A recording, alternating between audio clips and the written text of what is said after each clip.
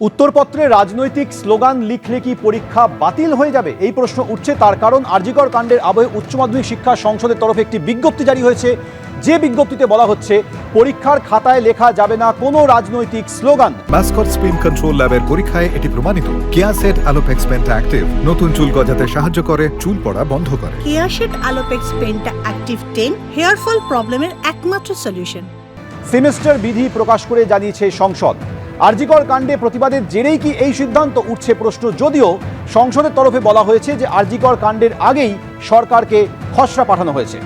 বিজ্ঞপ্তিতে বলা হচ্ছে যে পরীক্ষার খাতায় লেখা যাবে না কোনো রাজনৈতিক স্লোগান। আর এখানেই প্রশ্ন উঠছে, তাহলে কি পরীক্ষা বাতিল হয়ে যাবে?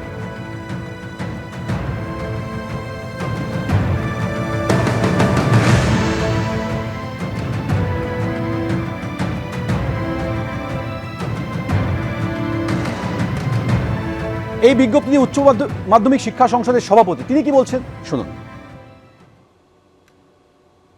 আরজিকর কাণ্ডের পরিপ্রেক্ষিতে কি আপনারা এই রাজনৈতিক স্লোগানটা ইনক্লুড করলেন? তার সাথে কোনো সম্পর্ক নেই, আমাদের এটা ছিলই, আগেই ছিল। এটা বহুদিন, এটা যখন করা হয়েছে, এক্সাম রেগুলেশন যখন পাঠানো হয়েছে, তখন আরজিকর কাণ্ড হয়ইনি।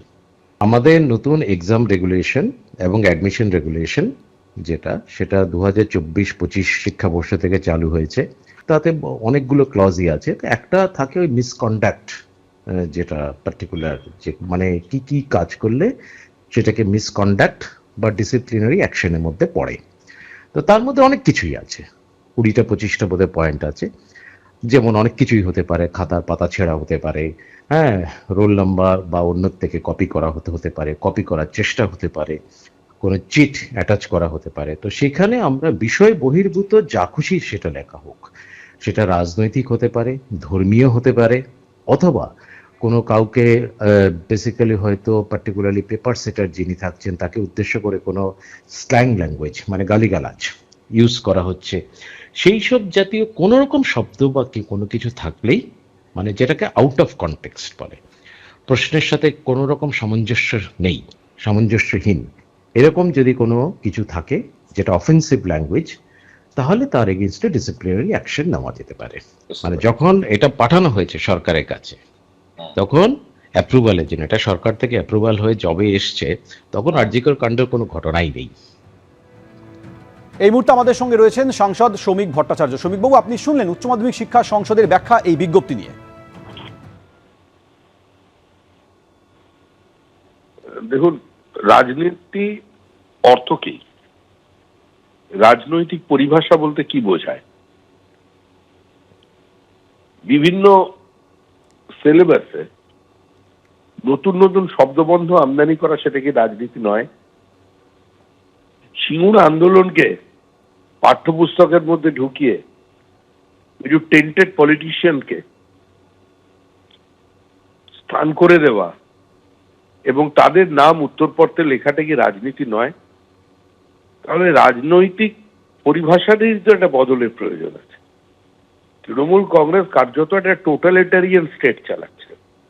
তারা মনে করছে এটা একটা স্বাধীন রাষ্ট্র এবং কার্যত তালিবানি কায়দায় বিভিন্ন জায়গায় তারা মানুষের ক্ষোভকে, মানুষের প্রতিবাদকে, মানুষের আবেগকে, মানুষের চাওয়া পাওয়ার হিসাব নিকাশকে বাজেয়াপ্ত করতে চাইছে এবং বিভিন্ন ক্ষেত্রে তার প্রতিফলন ঘটবে।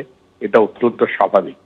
এই আন্দোলন যেহেতু সর্বব্যাপী হয়ে গেছে, এই প্রতিবাদ যেহেতু সর্বস্পর্শী হয়ে গেছে, 12 বছরের অবদমিত ক্রোধ যখন একটা বিস্ফোরণের রূপ নিয়ে গলি থেকে রাজপথে ছড়িয়ে পড়েছে, বিশ্ববিদ্যালয়ের ক্যাম্পাস থেকে একদম গলির চায়ের দোকান পর্যন্ত যে আন্দোলন ছুঁয়ে যাচ্ছে, যে প্রতিবাদ বারবার ধ্বনিত হচ্ছে, তো সেক্ষেত্রে এই ধরনের বহু ঘটনা উঠে আসবে, বহু না জানা তথ্য আপনাদের সামনে আসবে, বিতর্ক চলবে, কিন্তু প্রতিবাদ বন্ধ হবে না। সুস্থ, স্বাভাবিক, গতিশীল সমাজের এটাই নিয়ম যে কোনো স্বৈরাচারী কোনো প্রতিবাদকে কিছুদিনের জন্য আটকে রাখতে পারেন, দীর্ঘদিনের জন্য নয়।